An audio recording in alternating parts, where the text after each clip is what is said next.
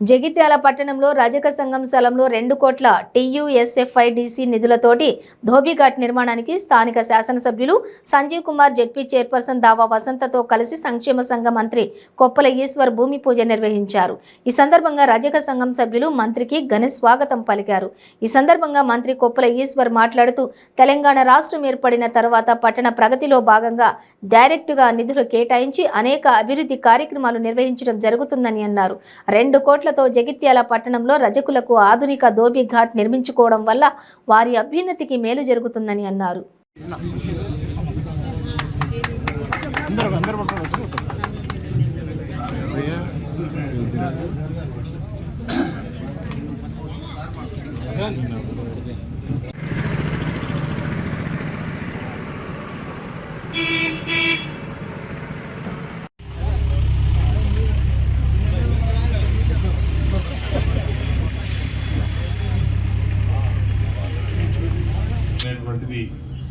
మరి ఈ ప్రభుత్వాలే చూస్తున్నాం. నాకు తెలిసి ఇక్కడ కూడా మార్కెట్ 4-5 కోట్లతో బ్రహ్మాండమైన మార్కెట్ నిర్మాణం జరిగి ఉంటుంది. మార్కెట్ నిర్మాణాలు కావచ్చు, బస్టాండ్ల నిర్మాణాలు కావచ్చు, బస్ సెంటర్స్ కావచ్చు, డ్రైనేజెస్ కావచ్చు, మంచినీటి వ్యవస్థను సరిగ్గా చేయడం. గతంలో మరి ప్రభుత్వాలు ఉండే వీటి మీద ఎందుకు దృష్టి పెట్టలే, ఎందుకు చేయలేదని అంటే అది ప్రశ్నార్థకమే. చెప్పుకోవడానికి బాగా గొప్పలు చెప్పుకుంటారు తప్ప ఎవరు కూడా ఇటువంటి విషయాల పట్ల మరి ఆనాడున్న ప్రభుత్వాలు కావచ్చు, ముఖ్యమంత్రులు కావచ్చు, స్థానికంగా ఉన్నటువంటి నాయకులు కావచ్చు, ఈ ప్రాంతానికి మరి నాయకత్వం వహించినటువంటి వారు కావచ్చు, మరి ఏ విషయం పట్ల కూడా కనీసమైనటువంటి మరి ఆలోచన కూడా చేయలేదనేది మనకు స్పష్టంగా తెలుస్తూ ఉన్నది. ఒకవేళ వాళ్ళు చేసి ఉంటే ఇన్ని సంవత్సరాల తర్వాత మనము ఇవాళ డ్రైనేజ్ కాలువలు కట్టుకున్నాడు, రోడ్ వైండింగ్ చేసుకున్నాడు, ఈ దోబిఘాట్లు కట్టుకున్నాడు అనేటువంటి స్థితి ఉండకపోయేది. 1 రోజు కాదు, 2 రోజులు కాదు, 50 సంవత్సరాలు ఏకంగా పరిపాలించినటువంటి కాంగ్రెస్ పాలకులు వాస్తవంగా చెప్పాలంటే ఈ నిధులను ఎక్కడికి పోయినాయి, ఏమైనాయి, ఎందుకు చేయలేదు, ఎందుకు ఆలోచన రాలేదనేది మనం అనుకుంటే చాలా ఆశ్చర్యమే అనిపిస్తుంది. దేని మీద దృష్టి పెట్టినట్టు మరి వాళ్ళు వ్యవసాయ రంగం అడ్డదిడ్డం, ఎవరికి ఏది అందుబాటులో లేదు.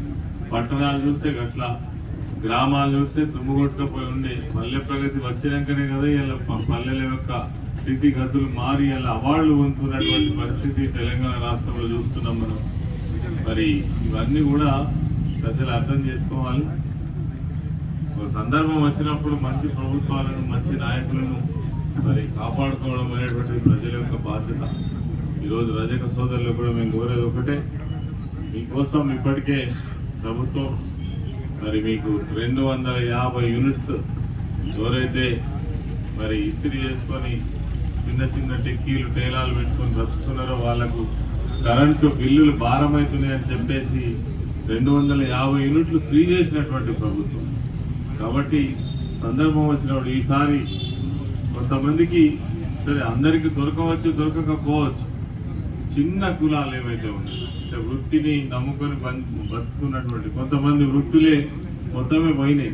అటువంటి వాళ్ళ మరి రజకులు కావచ్చు, నాయ బ్రాహ్మణులు కావచ్చు, కుమ్మరి వాళ్ళు కావచ్చు, అదేవిధంగా అవసర వాళ్ళు, కమ్మరి వాళ్ళు, కుమ్మరి వాళ్ళు, వీళ్ళందరూ కూడా చిన్న వర్గాలను గుర్తించి వాళ్ళను కూడా ఆర్థికంగా బాగు చేయాలనేది మన ముఖ్యమంత్రి గారి యొక్క ఆలోచన.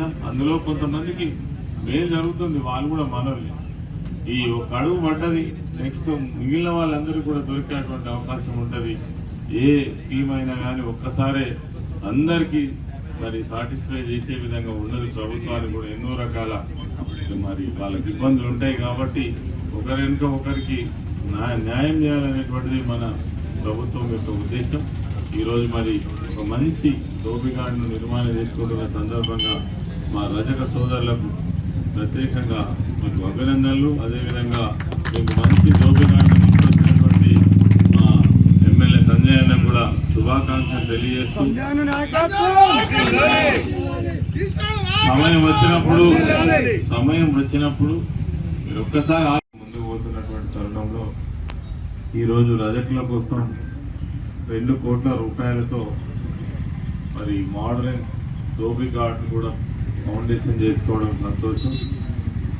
మరి ఈ సందర్భంగా కార్యక్రమానికి అధ్యక్షత వహిస్తున్నటువంటి గౌరవ శాసనసభ్యులు డాక్టర్ సంజయ్ కుమార్ గారు, జడ్పీ చైర్పర్సన్ సోదరమణి దావా వసంత గారు, అదేవిధంగా చంద్రశేఖర్ గౌడ్ గారు, గ్రంథాలయ సంస్థ చైర్మన్ పెద్దలు రాజేశం గౌడ్ గారు, మాజీ మంత్రివర్గ, అదేవిధంగా మున్సిపల్ చైర్పర్సన్ శ్రీనివాస్,